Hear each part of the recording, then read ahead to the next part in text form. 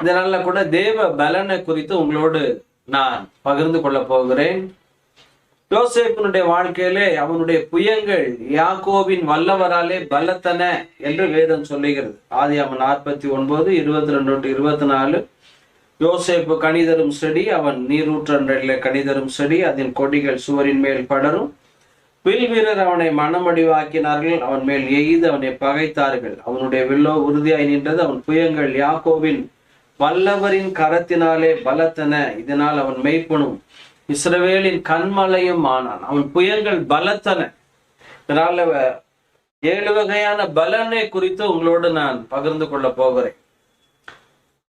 ஆண்டவருடைய பிள்ளைங்க, தேவ பிள்ளைகள் அழுதாலும் பலன் தான், சிரித்தாலும் பலன் தான். கர்த்தருக்குள் மகிழ்ச்சியா இருப்பதும் பலன் தான். அழுகையின் பள்ளத்தாக்க உருவ நடந்து அதை நீரூற்றாக்கி கொள்ளுகிறார்கள். மலையும் குளங்களை நிரப்பும். அவர்கள் பலத்தின் மேல் பலன் அடைந்து சீயோனிலே தேவ சந்நிதியிலே சேருவார்கள் என்று வேதம் சொல்லுகிறது.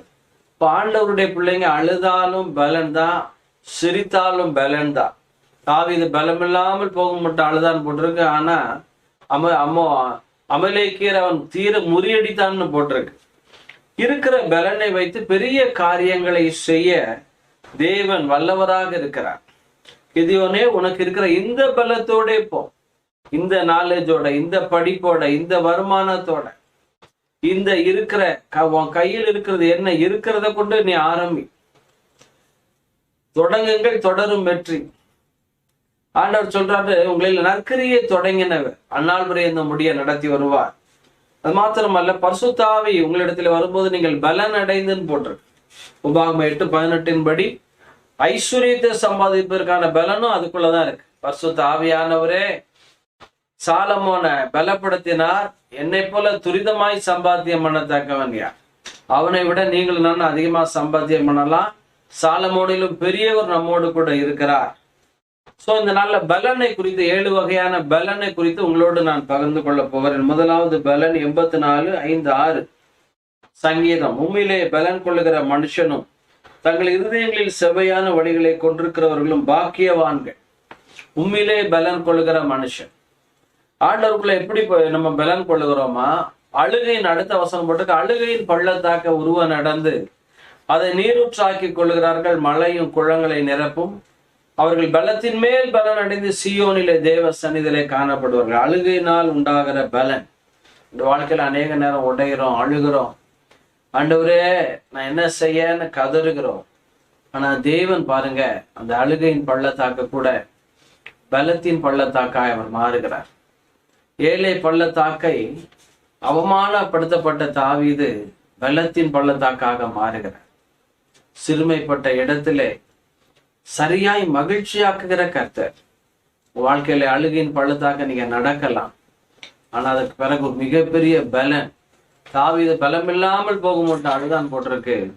ஆனா அமலேக்கிற பின்தொடரலாம். தொடர், திரும்ப பெற்றுக்கொள்வான பெற்றுக்கொள்வாய், எல்லாவற்றையும் திரும்ப பெற்றுக்கொண்டான். உங்க வாழ்க்கையில நீங்கள் சோர்ந்து போக வேண்டாம். கர்த்தர் உங்களை பலப்படுத்தி நிலைநிறுத்த வல்லவராக இருக்கிறார். துதியினால் உண்டாகிற பலன். சங்கீதம் 8:2 குழந்தைகள் பாலகர் வாயினால் பலன் உண்டு பண்ணீங்க. ஆராதிக்க ஆராதிக்க உங்களுக்கு எனக்கும் பெரிய பலன். என்ன பலனா? சிங்கத்துக்கு ஒத்த பலன், காண்டாமிருகத்துக்கு ஒத்த பலன். அவர்கள் முதிர் வயதில் கனி தந்து பசுமை புஷ்டிமா இருப்பார்கள். பாருங்க, மிரியாம் மோசையனுடைய அக்கா, கிட்டத்தட்ட 86 வயசு, 83 to 86 வயசு இருக்கும். நடனம் ஆடி தேவனை துதித்தார்கள். பலன் உண்டு பண்ணுகிற தேவன். துதியினா, ஆராதனைனா.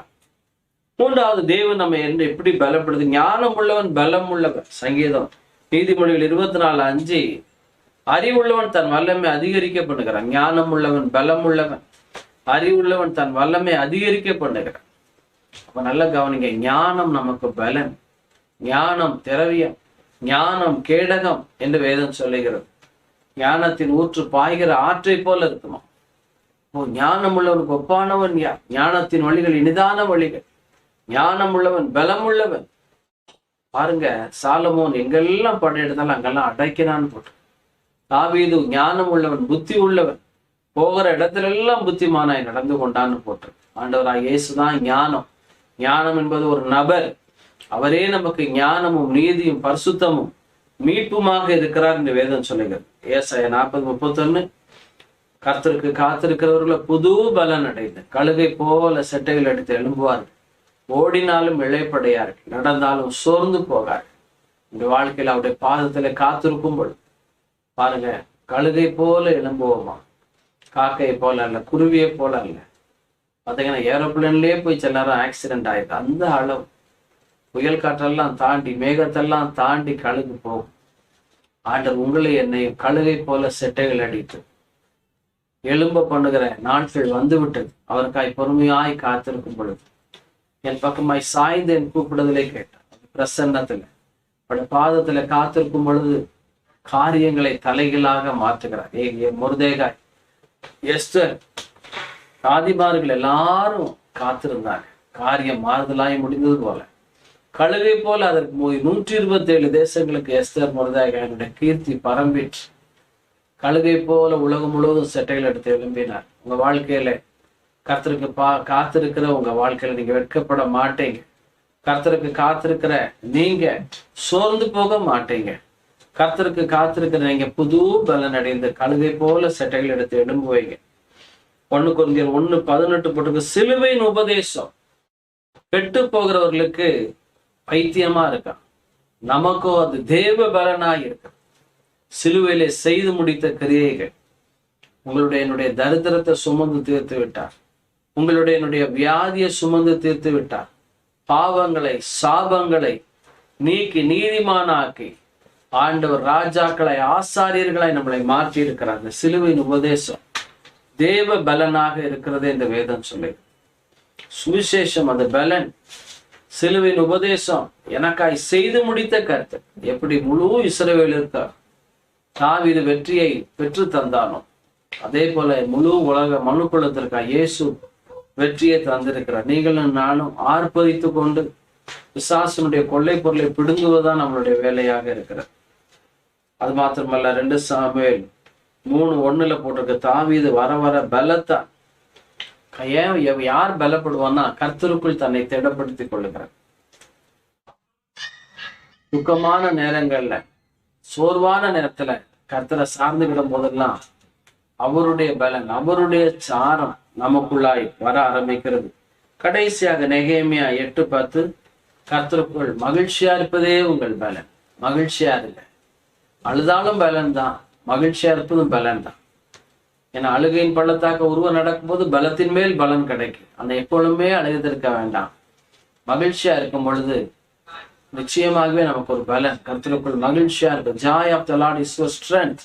சந்தோஷமாயிருங்கள், மறுபடியும் சந்தோஷமாயிருங்கள் என்று பவுல் சபையாரை பார்த்து சொல்கிறார். தேவனுடைய ராஜ்யம் புசிப்பும் குடிப்பும் அல்ல, அது நீதியும் சமாதானம் பரிசுத்த ஆவியினால் உண்டாகிற சந்தோஷமா இருக்கு. இப்படிப்பட்ட சந்தோஷத்தை கர்த்தர் தந்தருளுவாராக. பலத்தால் இடை கட்டுவாராக. கர்த்தரின் ஜீவனின் பலனானவர். யாருக்கு அஞ்சுவே? கர்த்தர் உங்களை ஆசீர்வதிப்பாராக. உங்களுக்கு ஐச்சபிக்கிறேன். நல்ல பிதாவே, ஆசீர்வதிக்கப்பட்ட இரவு வேளைக்காக நன்றி செலுத்துகிறோம் ஐயா. இந்த பிள்ளைகளை நாங்கள் ஆசீர்வதிக்கிறோம். பலத்தின் மேல் பலன் அடையட்டும் ஆண்டவரே. வேத வசனங்களால் ஆண்டவரே உண்டாகிற பலன், பரிசுத்த ஆவியினால் உண்டாகிற பலன், அழுகையின் பள்ளத்தாக்கினால் உண்டாகிற பலன், மகிழ்ச்சியினால் உண்டாகிற பலன், துதியினால் உண்டாகிற பலன், கர்த்தாவை ஞானத்தினால் வருகிற பலன், சிலுவின் உபதேசத்தினால் வருகிற பலன், கர்த்தருக்கு காத்திருக்கிறதுனால் வர பலன், கர்த்தருக்குள் எங்களை திடப்படுத்திக் கொள்வதனால் வருகிற பலனுக்காய் நன்றி. பிள்ளைகளுக்கு அப்படிப்பட்ட பலத்தால் இடை கட்டுவீராக. யாக்கோபினுடைய வல்லவரால் அவன் புயங்கள் பலத்தன. பிள்ளைகள் பலப்படும். இயேசுவின் நாமத்தினால் பிதா. ஆமென், ஆமென்.